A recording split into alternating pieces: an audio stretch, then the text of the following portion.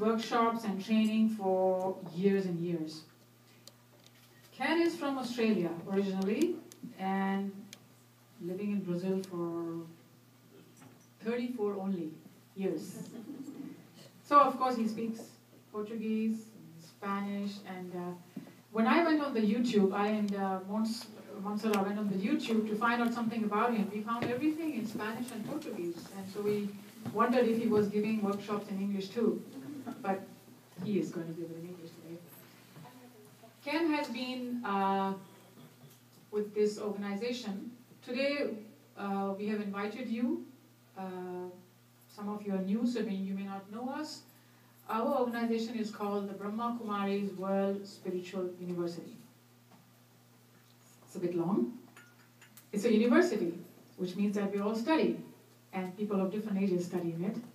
It's spiritual because we study about spiritual things, and it's World Spiritual University because it's in about 130 countries and territories. If you go on the website, you will see more about us, and we have some information at the back also. But basically, pardon? Oh, he's going to also maybe, just the website is there, okay. But what we do is many different kind of things. We work on individual level, we work on collective level, mostly meditation, self-realization, knowing the self. We do a lot of things in schools, which is called Living Values Education programs. We also have programs like self-management, positive thinking, and a lot others.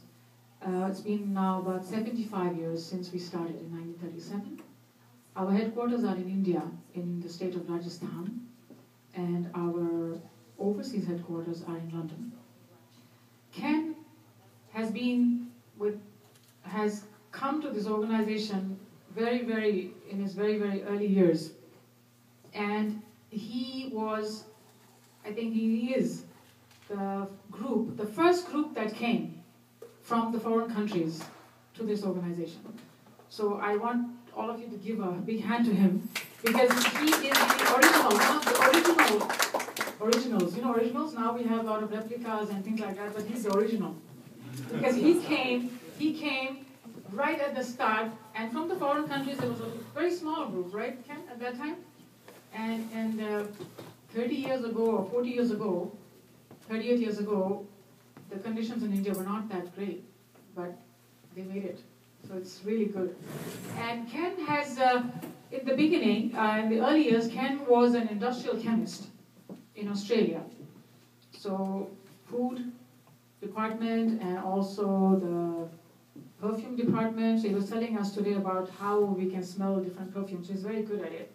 He was saying there were no instruments in the beginning to find out about different perfumes, so you had to have a very good nose to know what exactly the perfume is like, is the feeling. So he is a very good combination of the spiritual world and the other world, and how he balances it is amazing. So today we will be listening to him and sharing, having a workshop, and we will have enough time for questions and answers, about 6:40 or 45. And then after 7 we will be having dinner, the buffet dinner. So I will hand over the mic to Ken. Thank you once again. I think you have an hour. I should maybe put a clock for you.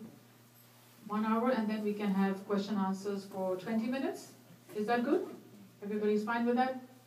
May I request you to switch off or put your cell phone on the silent mode, please? Thank you. This is low for me. I have to hold it up, otherwise maybe up here. It's okay.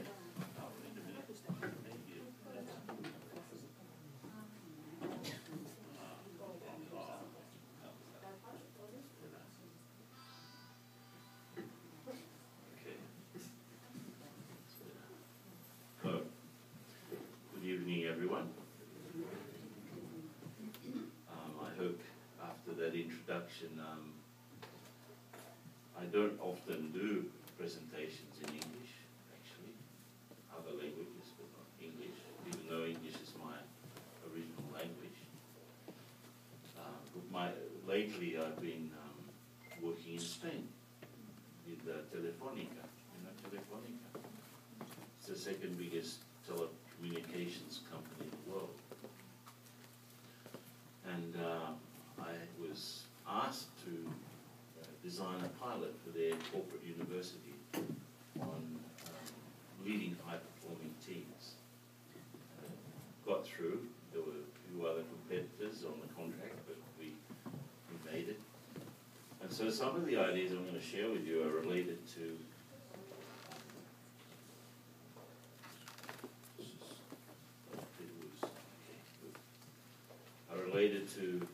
two things: my corporate experience and the insights I get from my own meditation, in a sense. And quite often in my professional life, the only resource that I had was my own inner state, I would say. It wasn't technical knowledge that helped me out, even though I did have a very technical background, especially in policy development and strategic planning and so on. But otherwise, in the tough moments, what helped me was my inner strength, I would say. And so this presentation is a blend of both sides. And first of all, I'd like to talk about, if you want to produce, if you want to get people to show results, it's not just a question of rearranging things, you know. Let's say I've been called in to rearrange here, you know, I'm going to take this off, I'm going to move this around, you know, I'm going to take a bit out of this. And then I say, aha, you know, change. No, it's not a change, I just reorganize the same things. And quite often, when you want to change the direction of an organization or even of a team, the very first thing that comes to mind is restructuring. And restructuring is not the same as changing, especially if the same people are thinking the same things. You know? Einstein, one of his famous phrases were, two famous phrases of Einstein. If you want to change a system, you have to change the thinking behind the system. Not just change the things, but change the thinking. And the second one is a definition of insanity. Doing the same thing over and over again and expecting different results. Definition of insanity. So, always two things. There are the things themselves and there are other people. You can't produce things unless you help the people to produce them. They don't come automatically. Now there are different systems to do that. You can have a sort of a very hierarchical system where everyone is very obedient and there's someone with a whip behind them sort of moving them on. Or you can get people to interact in a different way. And if the relationships are okay, all of the studies that I've been involved in have been related to making the people motivated enough to produce results. And therefore you can have a fairly productive situation. I remember I was called in by my President Fox from Mexico. We'd worked with him when he was the governor of a small state in the center of Mexico called Guanajuato. And on the basis of his governorship, he ran for president and he won. And in Mexico, it's a 6-year term, not a 4-year term in most countries. And he asked us to reformulate the Ministry of Education. And I said, wait a minute, this is a huge job. In the Ministry of Education in Mexico, they have 450,000 employees, or they did. And it was 70 years of one party. So it was like, everyone who wanted a job were owed a political favor, got a job in the Ministry of Education. There was way too many people for a start. And besides that, in Mexico, the education is federal. It's not state or municipal. It's federal. So there are 1,500,000 teachers connected with the Ministry of Education. And we figure that 4% of Mexico's population work in the Ministry of Education. And he wants us to reformulate that. And we said to him, Mr. President, we're not going to, and we worked through the presidency to get, the chief of staff. So we had the authority, let's say, to do the things, but we had to walk around with bodyguards because we were going to take on something that was completely entrenched. So what happened was we set up an internal team working with the people, but based on a very clear premise, that if we move certain things, we will catalyze change. We will catalyze, therefore, positive change and productivity. People will become more productive, which is not easy in the public service in any country. People have, and the big enemy there with the trade unions, the syndicates, very, very, very active. But in the end, we got a team of about 100 to work with the premises that I'm going to talk about now.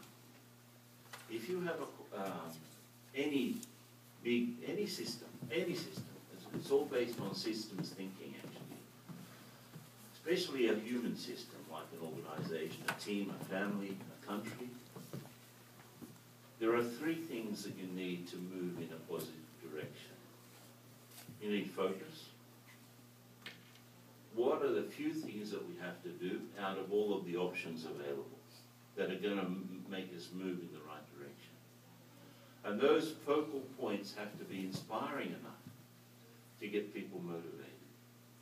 And people have to understand it. If you're working with people who don't understand what they're doing, they will not be productive. They will just do it, but they will do the minimum necessary to keep their jobs. Also, there's a challenge. Motivation is something that works with manual labor, like incentive schemes, better salaries and privileges and so on and so forth. They work very well with manual workers. But people who use their intellect need a little bit more than just salaries and perks,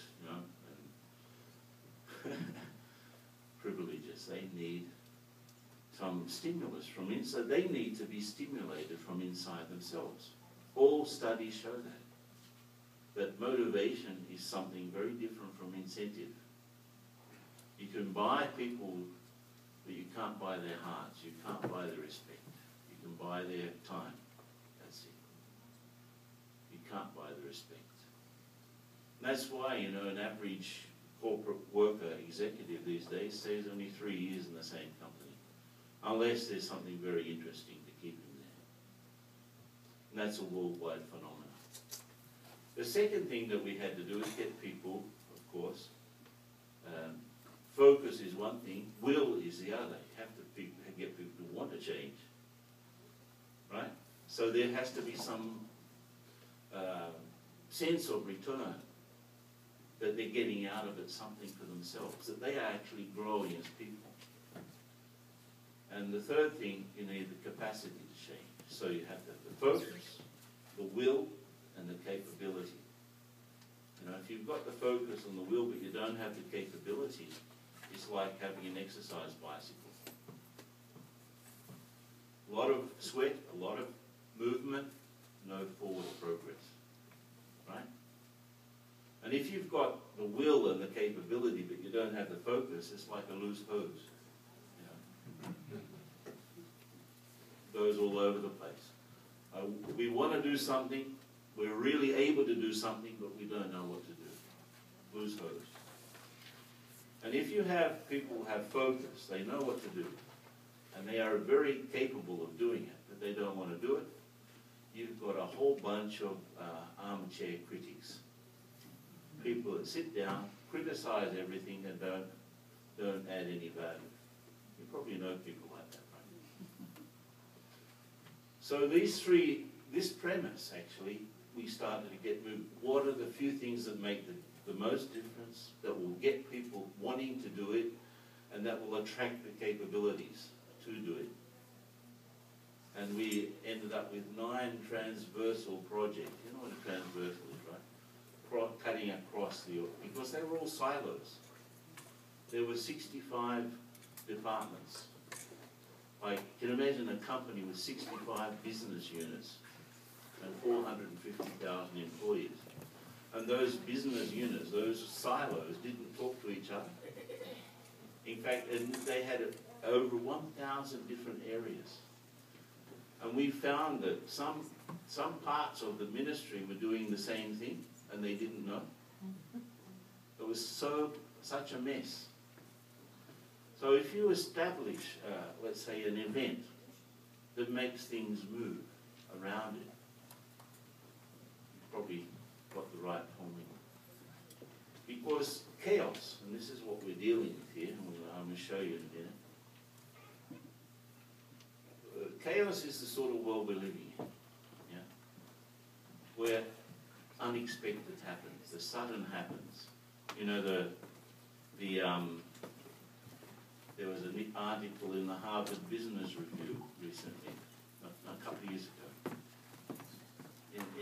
in the recovery from the international financial crisis that started at the end of 2008, early 2009, from which, in fact, we have not really recovered, because they used money that did not exist to fill up the hole.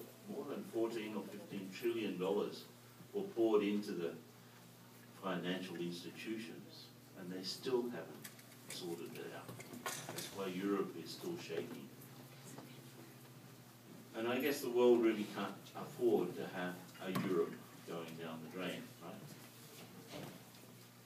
There's a bigger, if you put all of those countries together, it's the same size as the US economy. So it's a big, big deal. You know? So the whole thing about working in chaotic situations, like the traffic. Traffic is dynamic. Traffic, you know, is non-linear. It's all over the place. Traffic is complex. Traffic is unpredictable, especially, let's say, in New York or Tokyo or these big cities. Caracas has pretty bad traffic, by the way. São Paulo is probably worse.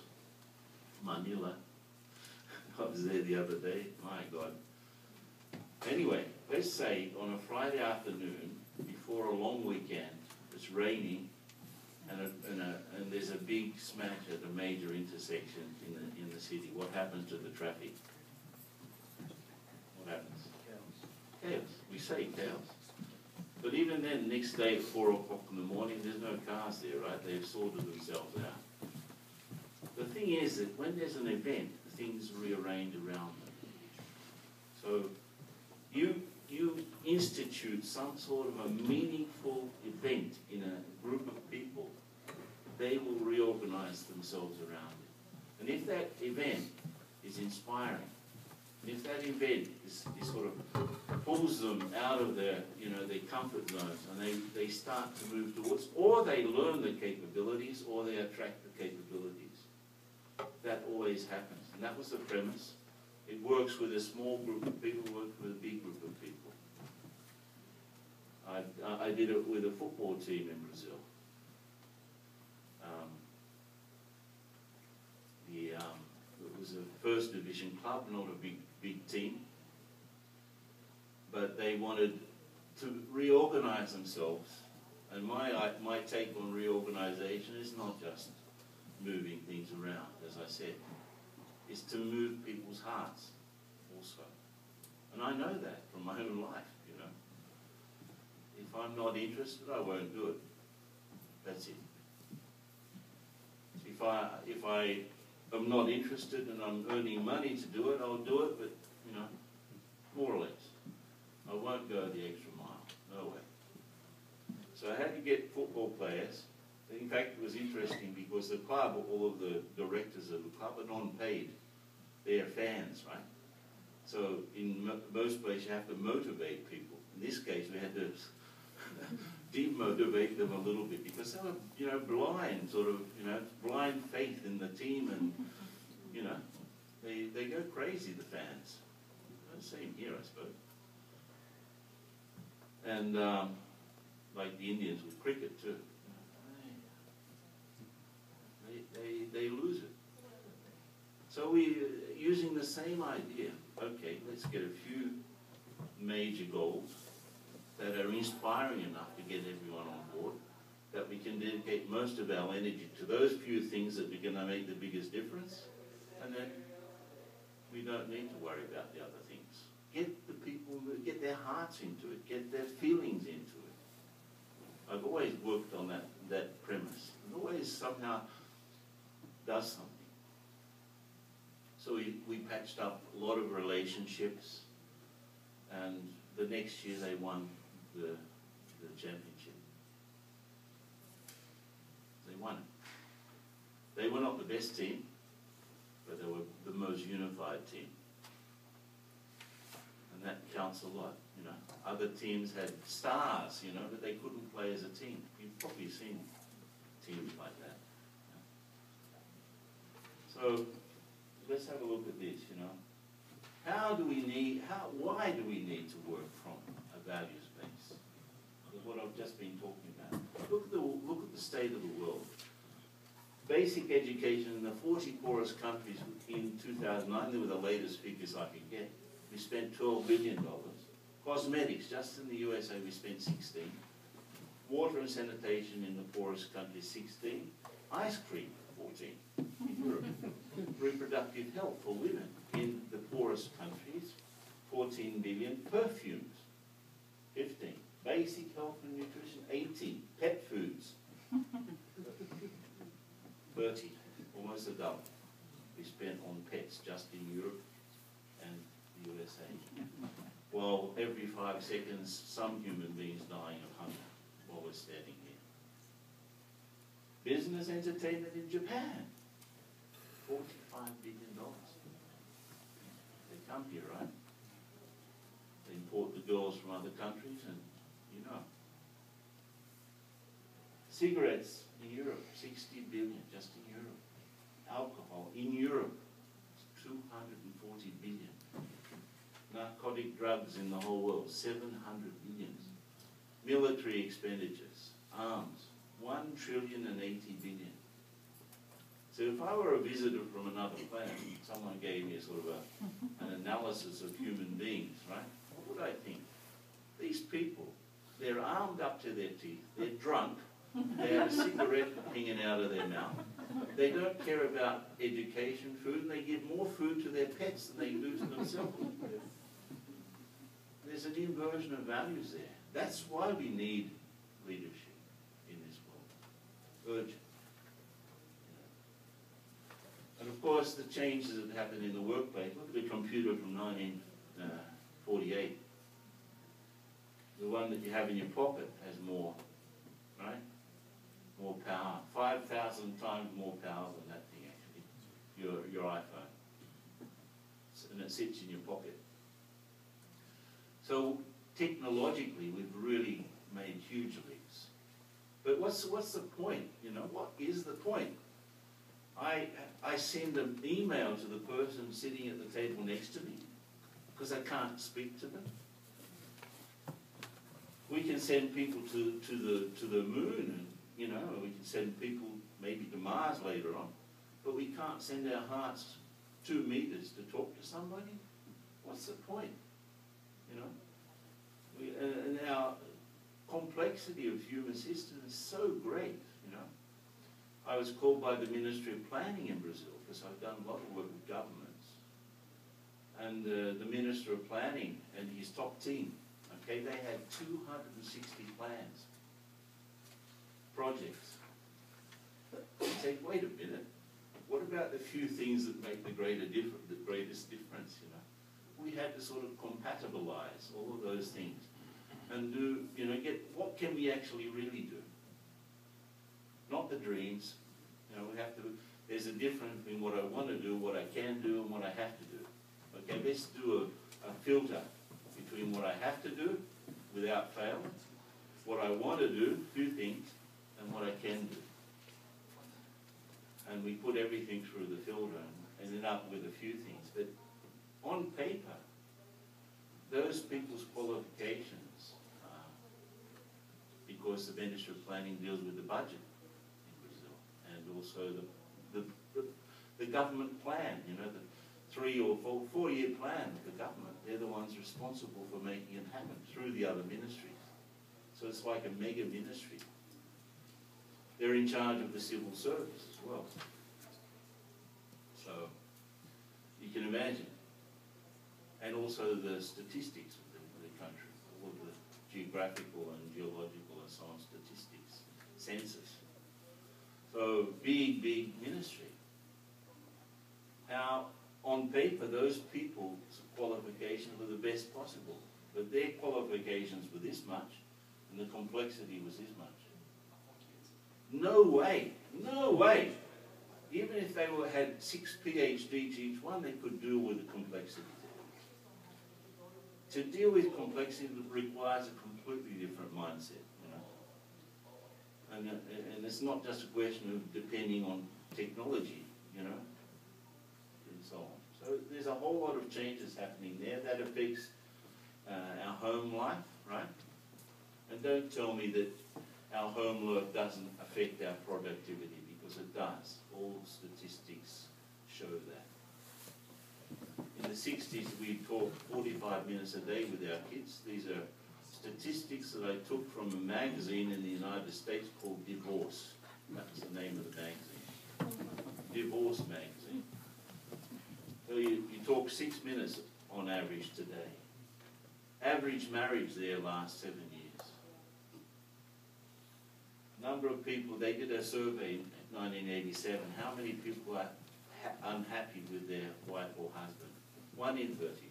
They repeated in 2004, 1 in 4. In 2010, 1 in every 2.5.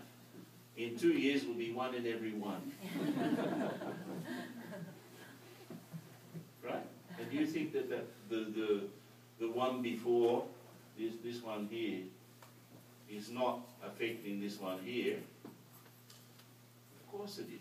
Most people have difficulty of balancing their professional life with their family life. Right? They don't have time. Don't have time to enjoy. They earn a lot of money. They get sick because they're stressed out of their minds. Like they say, you earn money getting old, and then when you get old, you have to spend it again to get your health back. Right?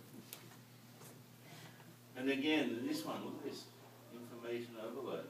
2010. 120 trillion emails.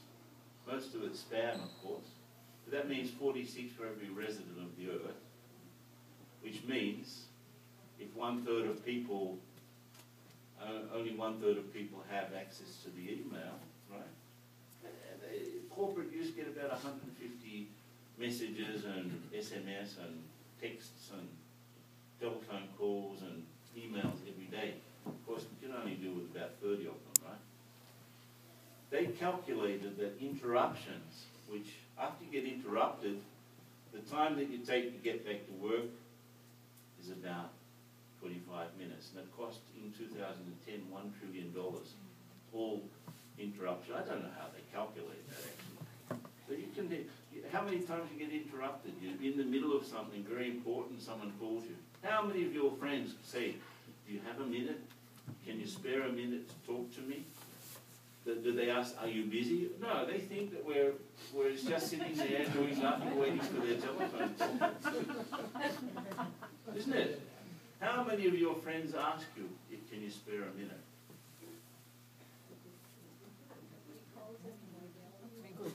But even there, that's even worse, right? Can you deal with this? And I told the people that contact me, I said, don't use the word urgent anymore in the subject line. I don't believe it. Right? If there's the word urgent, it's because someone has been lazy. You've left it to the last minute. So if you, and then they started to send extremely urgent.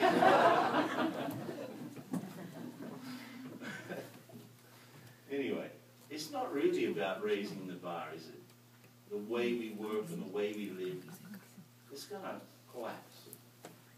In fact, the 9 planetary processes that carry on irrespective of human behavior, like the cycle of air and the cycle of water and so on, they go on. If we're here or not, they will continue, right? There's no new water. It's the same water that there's always been around, just being recycled by the sun. You realize that? And there's no new air. There's no new there's no new creation of air molecules. None. It's the same. The same air we have today is the same air we had, you know, billions of years ago. And the atmosphere has the thickness of the skin of an apple to an apple. Do you realize that?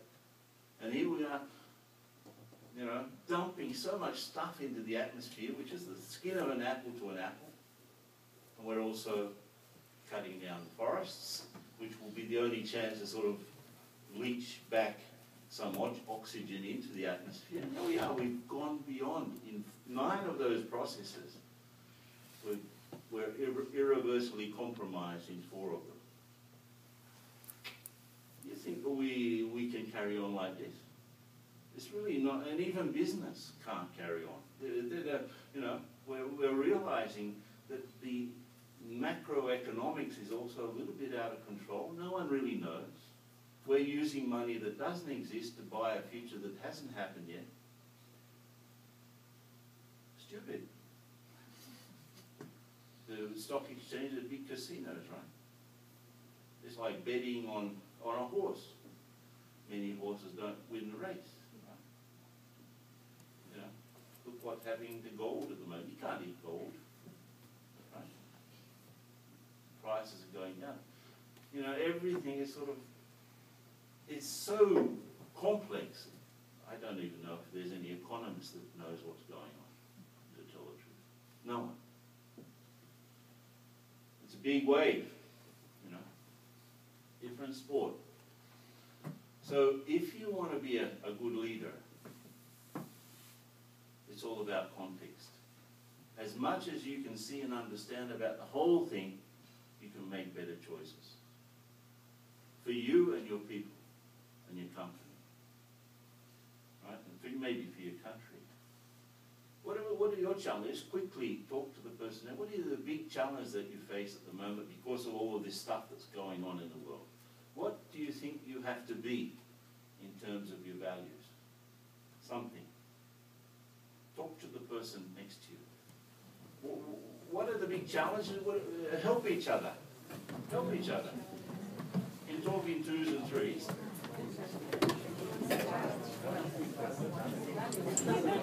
Group of 2 or 3 is fine.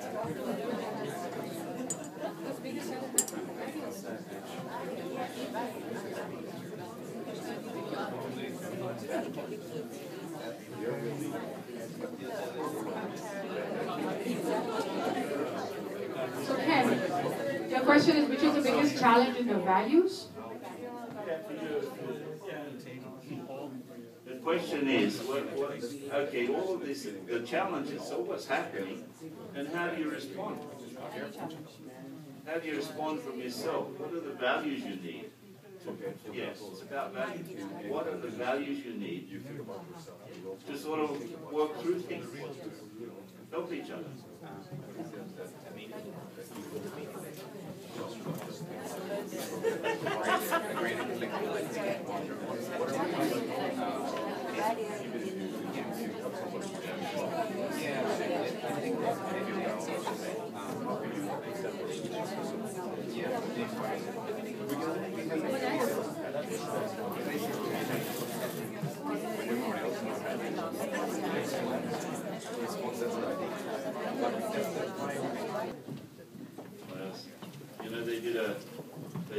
You know, they removed iPhones from some 25-year-olds for 3 days.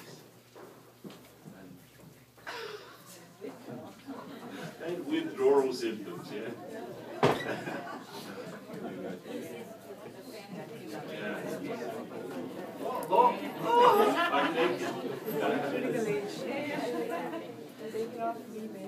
Okay, but what do you need to be? What do you think you need to be to face those challenges?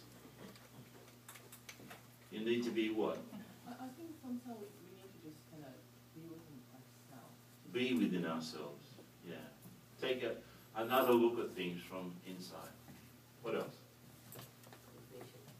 More patient, yeah? Yeah, I feel we need to be more positive thinking. More positive thinking. We need to make 30 hours in a day, not just No. You need to slow down. We need to think about others. Huh? We need to think about others. We need to think more about others. Stop being selfish. We have to stop being selfish. Better empathy in the communication.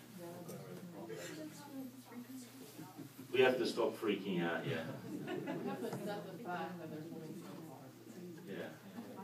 Maybe be more aware. Simplify things. Simple.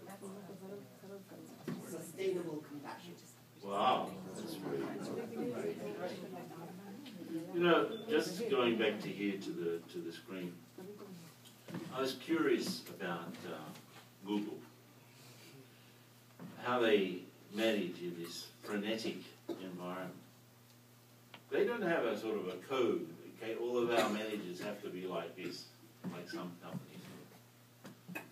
It's a sort of a free form, very natural environment, very creative environment.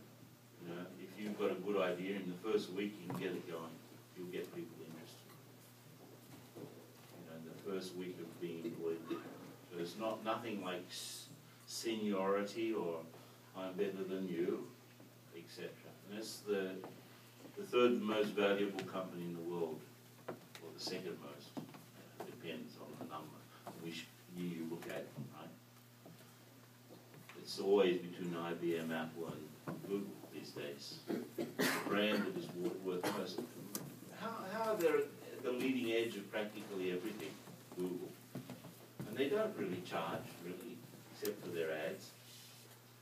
They make a lot of ads. You know what the biggest source of Google's income is? Insurance. The insurance industry. For the ads I'm talking about. Because people are afraid. So, you know, anyway, how does Google work? And they did a survey. They had, you know, we saw that the only thing that we could actually factor in was the quality of the manager, right? That's the very relaxed VP for human resources at Google, right? And so they did about 10,000 observations using 100 variables. And they figured out what are the 8 practices that are most prevalent in order of priority.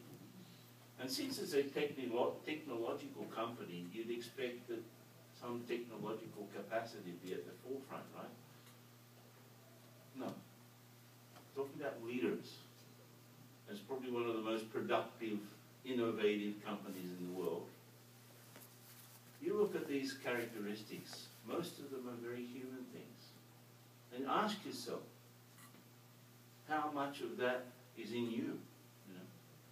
The first characteristic of managers at Google, by far, far greater than anyone, is this one. Be a good coach.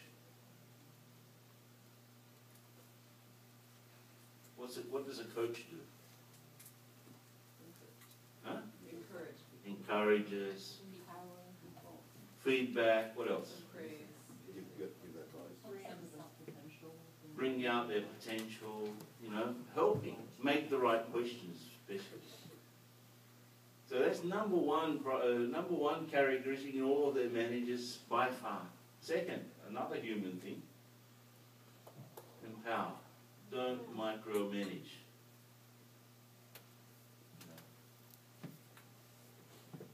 Third, another human one, show interest in the personal welfare of your team members.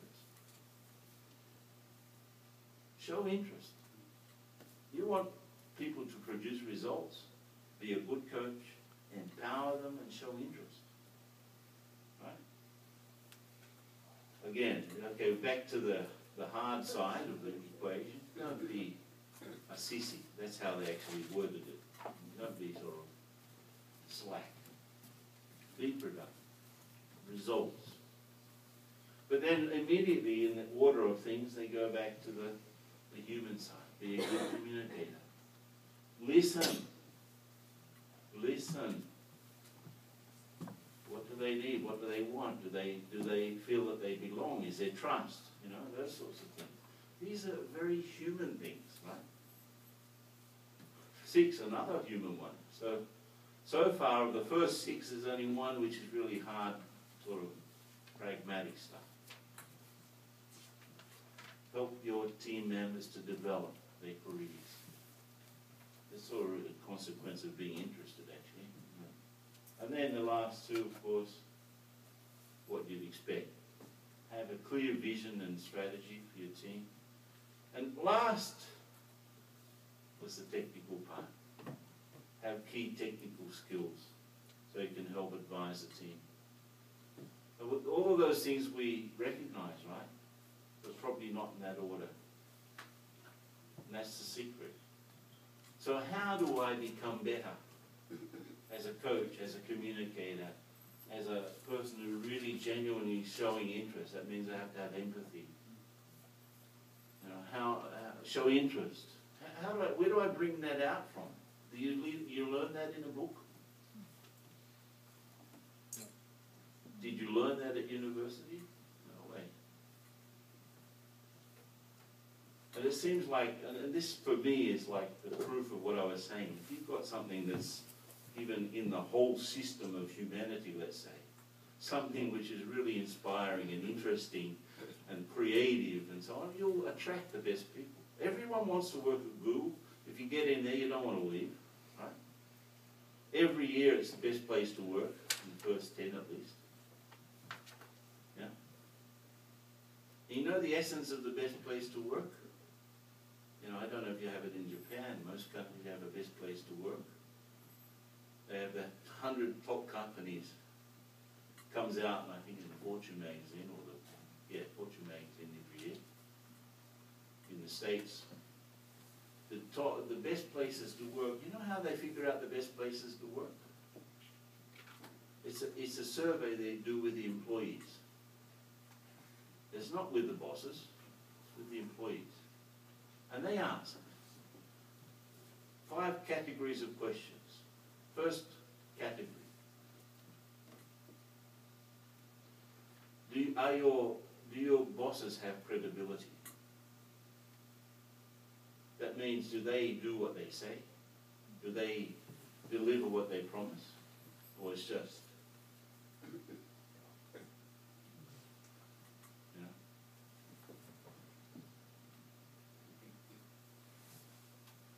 Second category of questions, fairness.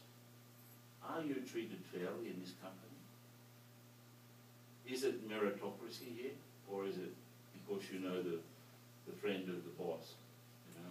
You know, you're a buddy of the boss's son, something like that. Or you're pampering the ego of someone, and therefore you get the promotion. Is it fair here? Are you treated fairly? So, credibility. What does that require? Visibility. It requires honesty. It requires, you know, it requires concern, consideration. And you think that you're not talking about values here. It requires, for example, and let me tell you, just to finish this bit off, the list of these things were really, really thought about. The third one is respect. Respect. Are you respected? Is there gender respect here? Are you respected irrespective of your social background, or your caste, or your creed? Is there respect? Is there gender equality? In some countries that's a big one, right? The other day I was just before before I left Brazil, I was in the post office in Brazil with the top people. And I walked into this hall, and there was all of the heads of the post office for the last 100 years. All men. Right? And that was the first thing I said. First thing I said, I was shocked. You know. When are you going to put a woman's picture on that wall there? You know? Do you think that they're less capable? Of course they're not. They're just as smart, and they're often smarter than men. You know? So there's a, you know, are you respected? The fourth one, do you have pride in what you do? Are you proud to work in this company? Are you proud to do what you do? Or are you just doing it? It's a big thing, isn't it? It's not arrogance pride. It's genuine pride that I'm doing something worthwhile. And the fifth characteristic is friendliness. Friendliness. Is it a friendly working environment? So if you get good marks, you get on the list, right? And then you see, it's very deep. On one side, people have to be better as human beings, and they want to be more productive. And let me tell you, that if you had invested, like if you invested in the top 10 companies on that list during 10 years, like each year you take out the money and you put it on the top 10 from the previous year, they did the calculation. You would have got back 4 times more investing in those top 10 than you would have just investing in normal companies that were not there. So the productivity goes up. Why? Why does productivity go up in an atmosphere where people respect each other, where the bosses are credible, where they have pride in what they do, where there's a friendly atmosphere, and where they're respected irrespective of what they do, or where they're from, not what they do, where they're from or their background. Production costs go right down. Why? Less, they stay there. There's less staff turnover, which is a huge saving, right? Less absenteeism, because people don't get sick. Less time spent in meetings, because they trust each other. Less conflict. I've seen such companies where they don't even have a meeting room. All meetings happen standing up. Wow. Why? Because they're short. Short meetings. Da-da-da, da-da-da, da-da-da, da-da. Okay, well, fine. See you. And they're off to do their bit. So how do you bring those things up? It's an internal thing, she was saying. Yeah, you bring those things out of yourself. If you've got this much tolerance and you need this much, where are you going to get it from? From someone else. If you've got this much patience and you want this much, where are you going to get it from? If you want to get focused because you're all over the place, is someone going to jump into your head and make your thoughts get focused? No. You have to do it. And therefore the onus of, you know, for me to be a leader, first of all, productive leader, the big question is, are people happier when I arrive or when I leave?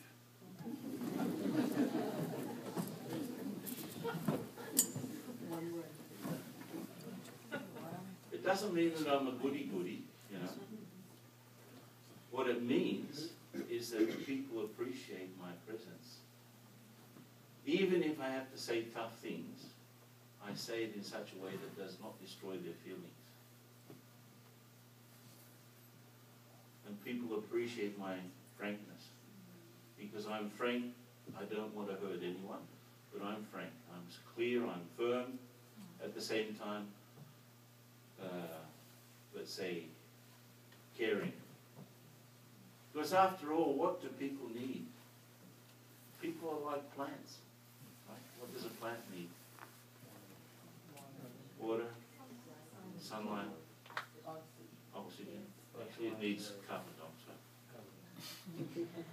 It needs oxygen too, but it needs carbon dioxide to grow because it extracts the carbon from the carbon dioxide and turns it into some other wonderful organic substance, right? It needs the air, in other words. It needs time to grow. It needs space also. If you put 10 plants in the same little place, they're not grow. One of them may grow, but the others will die. So people, children also, same. Children are, as parents we are gardeners, right? As leaders we are also gardeners. So if I'm there and I told these people at the post office, you expect results, right?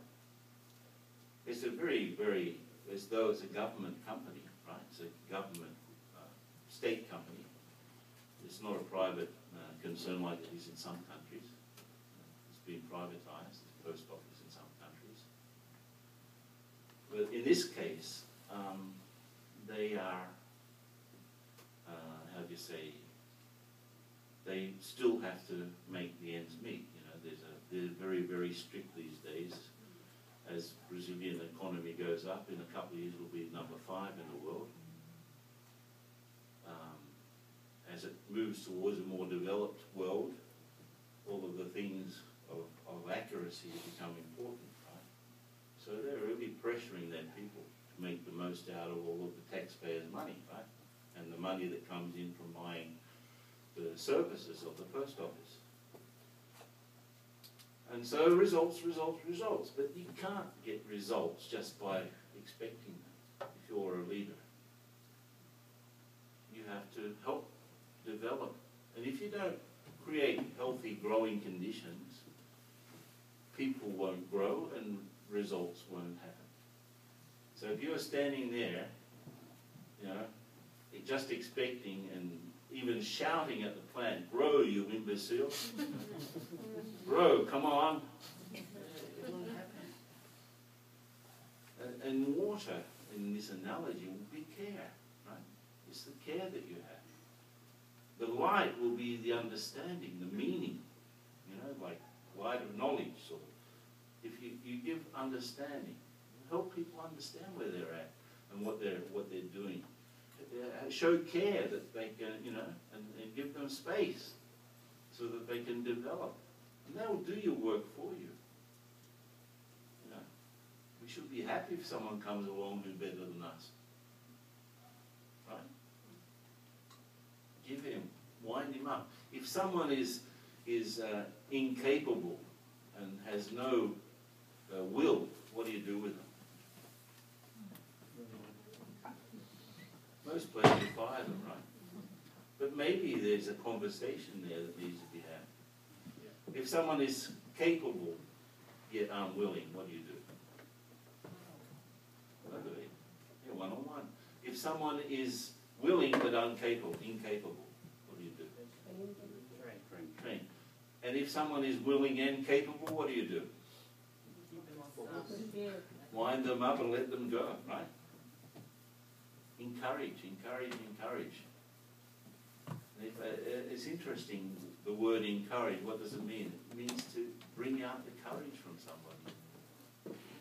Help someone be courageous. Help someone to stand on their own feet. That's what we have to do. And I just got one thing more to show you, which is in the PowerPoint. Which is this presentation is a you know, this is I can't see. This is my reserve computer. The other one went broke. The other one broke. Here we go. Trying to get this out. Yeah, that's it. Well, as you saw the other pictures, this is the crown of a cock, right? But if your nose is stuck in it, you can't see it. Yeah? You can't see what it is. You're too close to it. You need a little bit of distance, right? Then you can see it. But this is all about context. But then even here, you won't understand. There's a bigger situation, which is actually, you know, a farmhouse, right? But actually the farmhouse is not really a farmhouse, it's a model. So if your nose was stuck in the crown of the cock, the rooster, you wouldn't understand that this is just a model. But in fact, it's not even a model, it's the cover of a toy book. And it's in the hand of a kid who's sitting next to a swimming pool on a ship. And in fact, the ship's not even a ship, it's an advertised on the side of a bus. Which is actually not even a, you know, it's a scene on the TV set. There's a guy watching TV in the desert, which is actually a stamp. You know? And it was sent to these guys in the Solomon Islands, you know? And the pilot just sort of went away, away, away, away, away, away, away. You know? What's the difference between seeing things from this perspective and seeing things from this perspective? Big difference, right? Yeah. The understanding is completely different. You know, the little problems that you're facing, look at this, you know, are in that little speck swimming through space. You know, it's like a little pearl swimming through space. And I'm making such a big deal out of someone's redness or someone's blueness. You know, someone did something, you know, someone crossed across my car and I lose my head. If I have a bigger perspective, the tendency is to become cooler. And to really understand, okay, what are the forces that are operating here so I can, you know, make some sense out of it. Because the tasks for a leader are, you know, open your vision a little bit. See more. If you can see more, you'll understand more. If you understand more, you'll choose and decide better, basically. So, which of these two would you like to be? We talked about this morning, actually. The right brain is sort of fun-loving and creative, and actually it's a parallel processor. Lots of things happening at the same time. So all these energies swirling around, colours and shapes and sounds and everything, coming in through the right side and being processed by this serial processor that can only do one thing at a time, which is the left brain. Which one is more attractive? Balance. Huh? A balance. You stay in the middle, on the bridge, right? There's a couple of bridges there. Be able to move in, you know, but you have some fun, you know. Have some fun. I told the story of Hercules this morning. Hercules was a hero, right? Zeus's son, outside of the marriage, by the way. But his wife, Zeus' wife, Hera, did not like Hercules. So she really gave him a hard time, directly and indirectly, because of jealousy. And he was a hero, right? So he was exiled and went through fighting all sorts of monsters and things like that.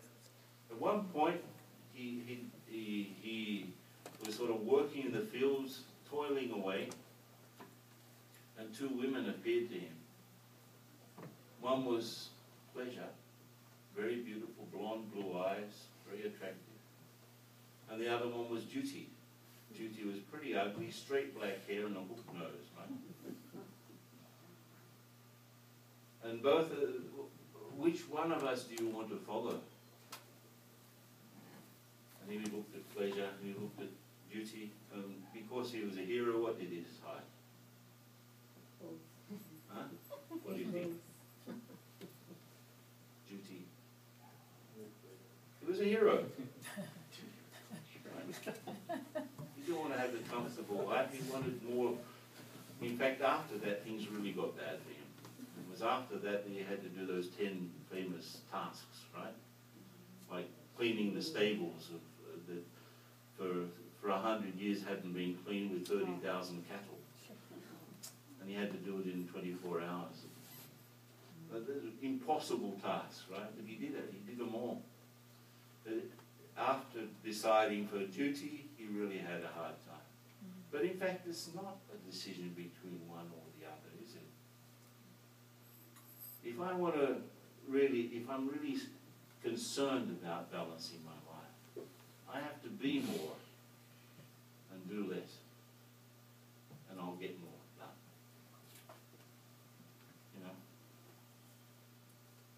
You know, when I say that, I mean, if I am really grounded in myself, in my true state, I don't need to you know, there are lots of things I don't need to do. And I'll still get things done. I can inspire people. I can inspire people to cooperate. You know? I asked the people at the HR conference in Mexico a couple of years ago. There were 2,500 people, and then Mexico is still reeling. And first of all, the drug problems, and also because Colombian drug lords moved to Mexico. And secondly, because of the, you know, the connection with the United States, which was reeling a couple of years ago too. Still is. And I asked them, how many of you will have your jobs 5 years from now? And only 100 people put up their hands from 2,500. Yeah? And I asked the 100 who put their hand, do you work in the public service by any chance? Yes. The government workers. Of course they will be having their jobs 5 years from now, no matter what happens. Then I asked them another question. If you are doing something which is really relevant for this world and the needs of this world, do you think that the world will look after you 5 years from now? Everyone put up their hands. So the whole question here is relevance. If you're not relevant, the tendency over a long period of time is to dispense with you. Right? The relevant ones will always be supported by the whole. And Goethe said, those are the ones for whom the universe conspires. Remember that phrase from Goethe? Those ones, the ones that are doing things that are useful. And of course, in doing useful, you will have enough. You will have enough. So you can actually live on the bridge between one side and the other, like this guy. Remember this guy? Da Vinci. But in fact, it was because he was in the middle, this conscious energy in the middle that we are. You know, the body is like the, you know, the being is a subtle thing. It uses the body. It uses both sides of the brain. The brain is just a computer, not the programmer. The programmer is me. I use my mind.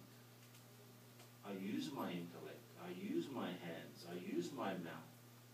It's not the mouth that speaks. It's the being that uses the mouth to speak. And that being, basically, if it's at rest, is pretty stable and peaceful. You don't need to go somewhere else to be peaceful. You just have to rest inside yourself.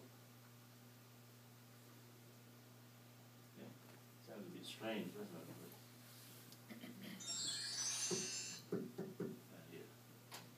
There's no sound over a little speaker here. This point is me and you. It's a point of reference. It's a point of, you know, from which things start. It's the I. It's the point between the past and the future. Right? It's a subtle thing. That's why it's a point. So it sort of, you know, it appears. And this we can call, this is the essence, this is me. But around that, the first sort of expression of this is the mind. The mind sort of is the effect of this consciousness. And it's like expressive, very expressive. But then the other part comes along, which is the intellect, which sort of tries to organize the mind, right? So the one part of it is the expressing, the other part is organizing. It's sort of an Italian with a German.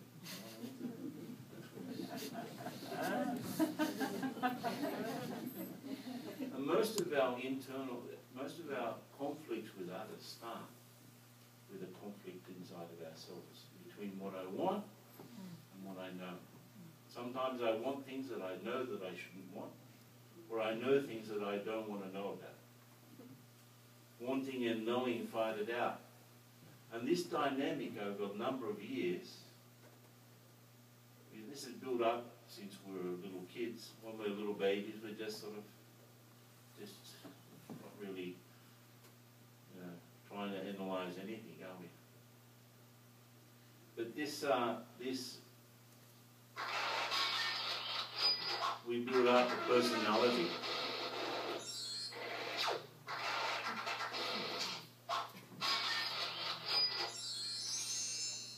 And there we are, locked in. This is the ego, right? Also, I am so-and-so, I did this, I'm the boss of no. You know, I have so many cars, I have so many houses, I have so many companies.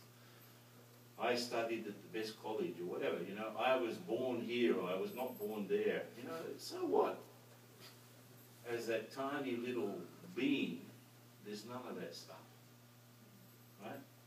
And so when I meet somebody who's, you know, slightly interesting, I'd like to talk to that person.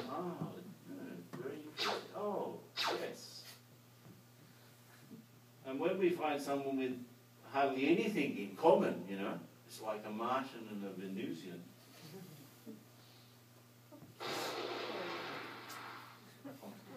The conflict is between the shells. And when we find someone who's, you know, very much, you know, agreeable to us, it's another sort of problem. You know? But very rarely do we sort of connect up, you know, at that level. Being to being. You know, that's where things should start. If I want to be sensitive enough, have the empathy, have the interest, to be conscious of that people will grow if I care, and if I give them light, you know, and if I give them space and a bit of time, a bit of patience, they will do it. But I have to see beyond their personality, you know. Between me and everyone else, there are two minds, my mind and their mind, my intellect, their intellect, my personality and their intellect, their personality. And there are two beings on the other side of these 6 walls trying to understand each other, trying to love each other maybe, trying to care for each other. It doesn't happen because we forget the point. This is the point.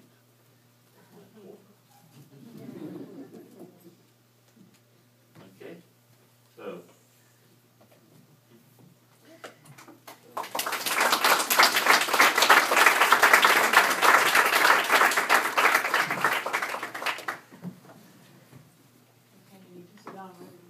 so long. no, I'm fine. Either we can ask him to say more things, or if you have questions, because I promised you that we have time for questions. If you have questions and then Ken answers them, then you get to know more, find more, or learn more, share more. So Just a minute. Just because I'm thinking with the microphone doesn't mean that I understand the answers of the questions. I may not know the answer. So if I don't know the answer, I'll say. Okay? yes. So would you like to have about 15 minutes of question and answers? Is that good? Because I'm sure Ken has a lot of things to tell us, but I thought it'd be nice to, if you had something in your mind that you need to ask in regard to this or anything else, and if Ken can answer it, it's good, or somebody else will answer it. Okay. That's good. Ken? Anyone got any questions? Regarding what you heard now? Okay, couple. Actually, I want to hear more from you in the way of your experiences and you know, and one question, you mentioned government and working with companies. Politics, political parties. You know, some groups, a bit like the football team, you know, they want to win, but they're not necessarily on you know, got the right policies or whatever. And they're very one problem with politics is with politicians. So how do you? It's the main problem in politics. The politicians. Is that clear? I mean, if I can hand over to you, yeah. Yeah, in a way, if I ever do any work, I will do work for people or groups of people that will give some return to society in some way or the other. You know, to make, like in the case of this football team, they had an incredible project. If they could get going, they would be able to get a whole lot of kids off the streets and therefore away from drugs. You know, sort of a football sort of little kiddies training program, but they couldn't get it off the ground because they were not together enough. So there will always be some sort of a, you know, some benefit for society in any work that I would do. I wouldn't take on the project otherwise. And I have actually worked with, I was working with a woman who was the head of the financial department of the biggest energy producer in the world at the time. It still is actually, not the biggest dam. The Chinese one is bigger, but the one in Brazil on the border of Brazil and Paraguay actually produces more electricity. And so, a huge number of people working there. And she was the finance director.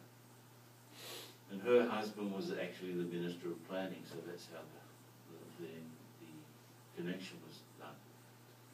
But then she asked me if I could plan her campaign for senator.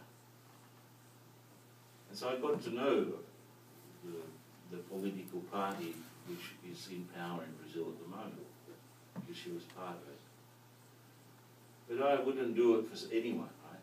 She genuinely, she's the head of the whole project for gender equality in Brazil, of an NGO. So she has a track record of doing good for society. And I agree, there are not many politicians who are really interested in giving that sort of return. We need more. So I thought, yeah, why not? I'll give her a hand. And I planned the campaign. No, I didn't actually execute it. I just did the basic guidelines for, and they followed those guidelines in a sense. And she won. And now that woman is the, we don't have a prime minister, but we have someone who's like the minister of the ministers. We have the president, she's like the prime minister at the moment, that woman. And she's a fantastic speaker. And she really is helping, you know. So there are things that are, some things work and some things don't. So in politics, I mean, I'm not from the left or the right or from the centre even. I'm not there in that spectrum at all. But if there is good in this one, I'll help them so that they can do better for the society. So, you know, in general, I remember a friend of mine, he had he became a congressman for one term, and he said, I've had enough, I'm out of here. Because he told me, I was there, you know, first time I really want to change the country, and there I was, you know, and these people that have been there for 5 terms or 4 terms as, you know, entrenched politicians. And he said, I had such a will that I had a mirror in one hand and a GPS in the other, so that I would show people, you know, who you are and where you are, so that he didn't get through. So, you know, it's like, sometimes it's like the hummingbird that tried to put out the forest fire, I mean, with the water in its beak. But it's better to do something than nothing, right? Thank you. I just wanted to ask you, with your background coming from Australia and having lived and worked in Latin America for so many years, how do you see the culture and cultural values shape these interactions between, you know, the point, the mind, the intellect, the personalities? But the cultural influences. Yes. Yeah. I must say that in Australia, probably like England, when you talk to somebody, it's like a certain distance. But in Brazil, when they talk to you, they come up to you sort of like this, like this. They rub your shoulder, isn't it? The Latino. Very sort of warm, sort of friendly people. And I was sort of, you know, in the beginning, that I thought, this is nice. Why not? Why not? So there are cultural differences, but I really think that cultural differences are superficial. For example, what is important? You tell me, what is important in a good relationship between two people? What's important? Honesty, respect. Yeah, those things. They're the point. What is, you know, listening, trust, all of those things are important. But I've made that question in about 60 countries to the most different, varied audiences you can imagine.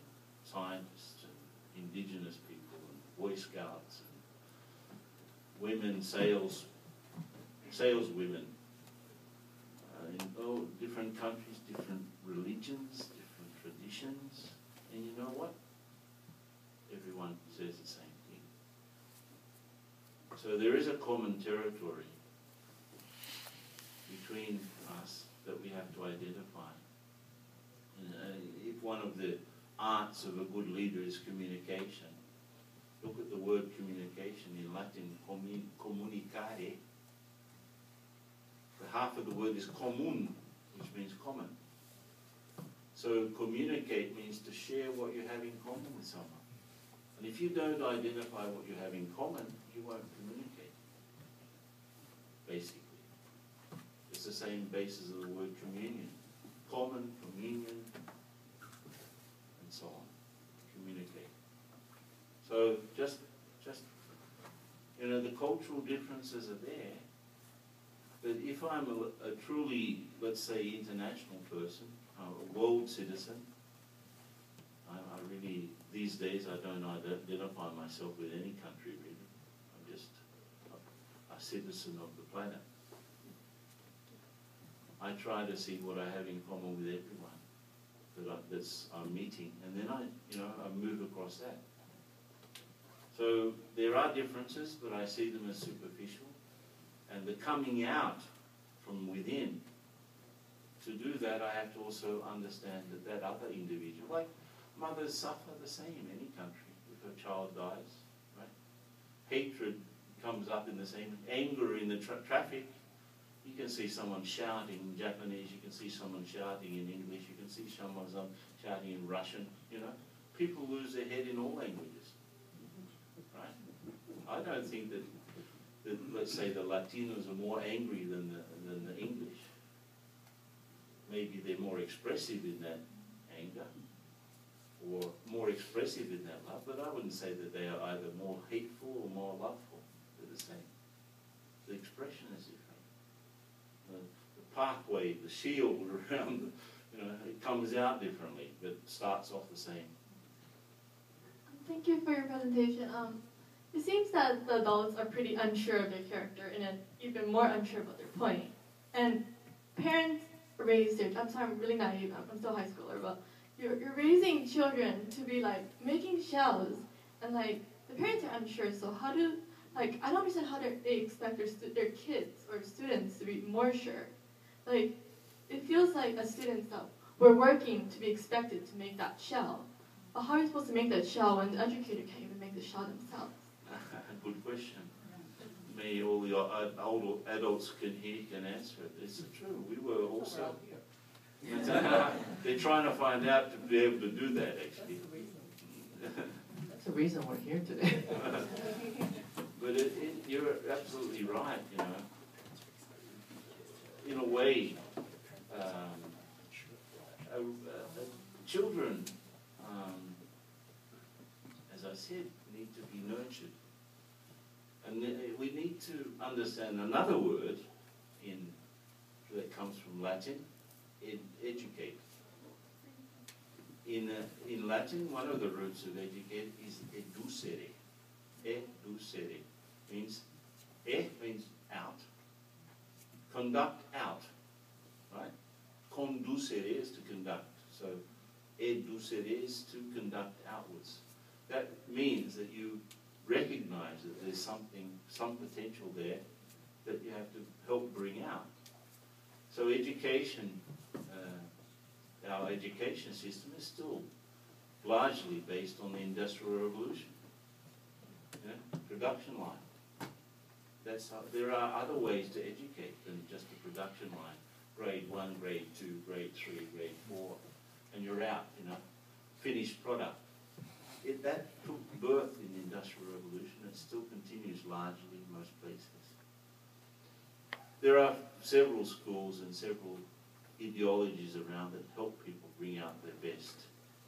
But the education that helps a child identify what their potential has and feed that potential. Instead of saying, you have to be an engineer like me, or you have to be a doctor like me, the tradition in the family. Or you have to take over my company when you're big. Why? Why? So, we have to be more sensitive. And again, if we go back into, let's say, previous incarnations, if you believe in that, maybe the child is older than you are, been around longer. Could be, right? So who's more experienced than whom?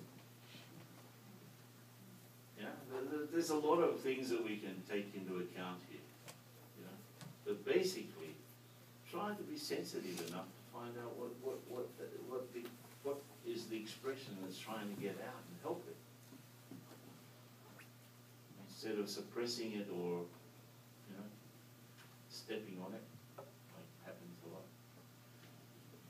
Okay, anything else? Yeah. Last question, then we can have some meditation. I was just curious about the results that you achieved in Mexico in the Ministry of Education. I didn't get exactly what you did or what they managed to do. It's a whole story. It took a few years, right? But we ended up with developing 9 transversal projects, like macro projects, that sort of cut across the organization and shook it up. And when we started, that's just one indicator. When we started, there were absolutely no processes that you could say were, took into account the customer and things like that, the people, the teachers and whatever. But by the end, we had about 500 processes that had ISO 9000 certification, which is unheard of in the public service in Mexico. So that was just one of the things that happened. Otherwise, there was a lot of politics, a lot of people that didn't want to change, and there's a lot of heavy weights, but definitely we gave it a shaking up. This will never be the same as it was before, I'm sure. And you have to think about a legacy. What were they going to leave if the government changes? Fortunately, the next government after him was from the same party, so they could continue for a while longer, and they probably have entrenched certain practices by now. I'm talking about 2003, 2002, 2004, when we did the intervention, those 3 years. So it'd be interesting for me to visit there and see what's still, still around. Because that was a big message. create a legacy for yourselves, since you're the permanent workers here. Create something that the new, the new politician who comes in as a minister doesn't change it too much. Okay? Last question. Yeah. Okay, last question. I thought all the questions are coming from one table. Let's make it more diverse. No, the world is one. So basically, coming to the main point, I wanted to just build up on what she was asking. You did something in, you have seen Brazil, you have seen Mexico. As you know, there is a lot of diversity in the world. Each country has a different way, means. In the country itself, the public sector, the private sector, all the sectors are different. Is there one success mantra or one particular type of sort of theory or something that, the formula, something that works? Is there something which you can suggest? Yeah, definitely. If you're, there's no recipe. It's more complex than that. But there are always three things in any context, in any culture, in any part of the world. There is you as the protagonist, the leader in this case, in the context of our talk. There are the people that are with you, and there is the situation. Those three things are dynamic. And leadership is about the chemistry of those three things. So I can't control other people, and I can't control events. So I have to control myself. So leadership starts with leading myself. If I can lead myself, I can inspire others. And if I can inspire others, I can change events. That can happen anywhere, and I've seen it too. And it's not that I haven't worked in other places, but it's very interesting, and I say it's very sort of interesting to see the cultural difference. Once I gave a talk in the south of India, and the president had asked me to talk to the workers. I'd never done that, talk to 1,000 workers. Just to simple people of the factory. I've never done that, especially in another country, and with a translator. It's not that I haven't talked to workers, right? But I've never done it in another country, in another culture, in another language, with an interpreter, a translator.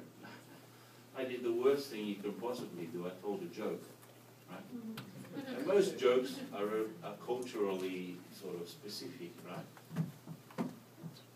So I told this joke, and the translator said, "Continue.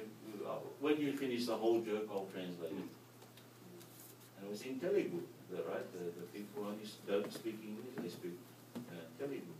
So I told this joke, I thought it was okay. And then she started to translate. She did like this, about 10, I told the joke in 2 minutes, and she translated in 10 seconds. And everyone got up and clapped and laughed. And at the break I said, wow, what a fantastic translator. You could get the essence of what I was saying and translate it so quickly, and everyone had such an incredible response. And she said, I didn't translate your joke. I told them. He told the joke. Everyone stand up, clap, and laugh.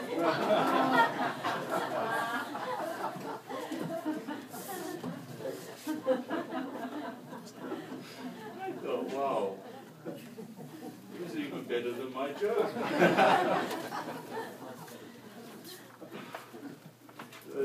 You say there's such a nice flavor of culture, I thought, wow, these people are great. Uncomplicated. Right? So if we can appreciate, we can go far with our people. That's the mantra. Appreciate more. inspire more. Yeah? Okay, let's have some meditation. That's also what we're here for. I want to show you something you can do wherever you are in a couple of minutes. Yeah? Meditation for highly busy people. Right?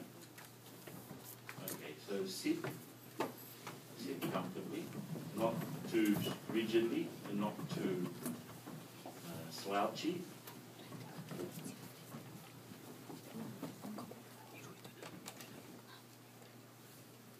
Just let your gaze rest in some point in front of you. Just rest your gaze at some point in front of you. You don't need to close your eyes. Just keep your gaze resting at some point. Maybe this point if you want to. Just look at the point.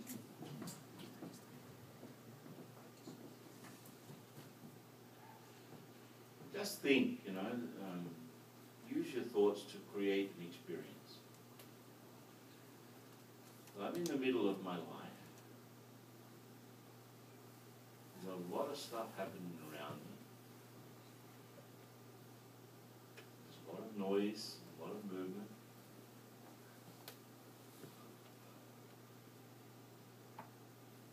So in the same way that I'm sitting on a seat, just imagine between the two sides of the brain, like I showed you, there's a subtle seat, which is, you can say, is the seat of consciousness. It's where you actually think and process things. So, in the same way that you're sitting on a seat, just let your mind sit at that point between the two sides of the brain, in the middle of the forehead, a few centimeters back, actually.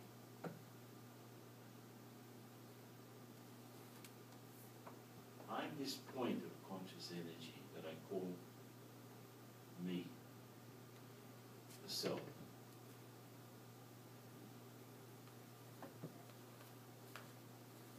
And if I'm really at the center of the things that happen around me, certainly I'm at the center of my decisions and choices, my actions, my relationships, roles.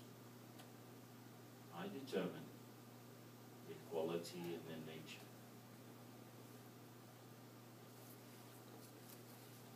So if I can stay like a point in the middle of a circle, doesn't move, the center of the circle stays in the same place, I become very stable.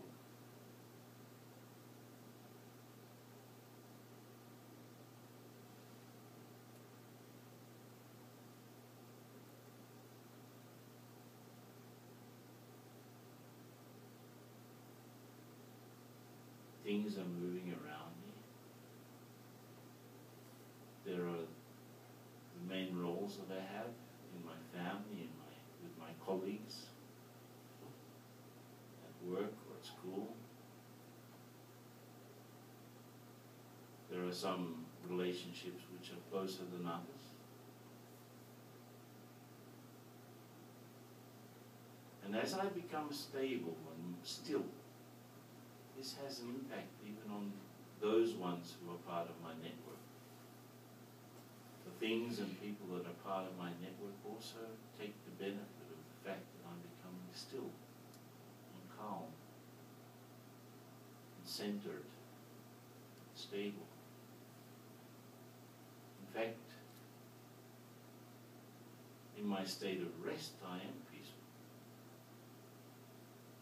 When I'm jumping around that I lose the peace. I forget it, actually. When my attention is on outside things and people and what's going on and what's not going on, I forget myself. But now, the things are not going to go away. I've given myself time to be still in the center.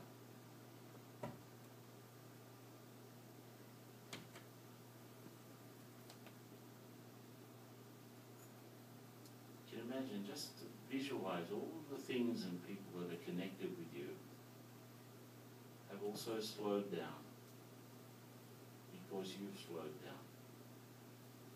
You've become more peaceful, more content. Those things also.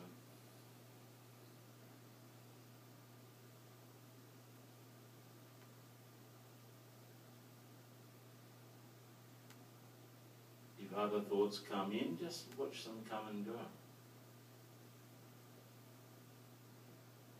But see yourself as this tiny point of conscious energy, shining like a lighthouse in the middle of your forehead.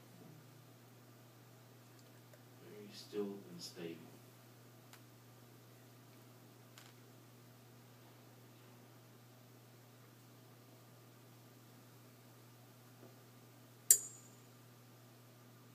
This is the deep me, the real deep me.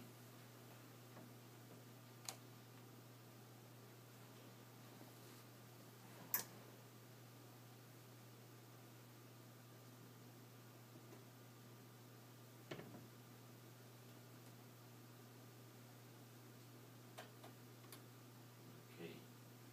So open your eyes a little bit more and let,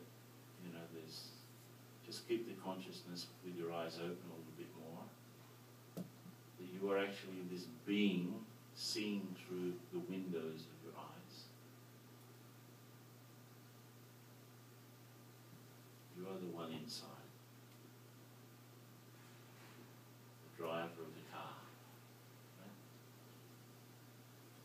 Right? Okay? Can you do that? Was it difficult? Huh? How do you feel? Good? Nice? Okay, I think we've already served you, although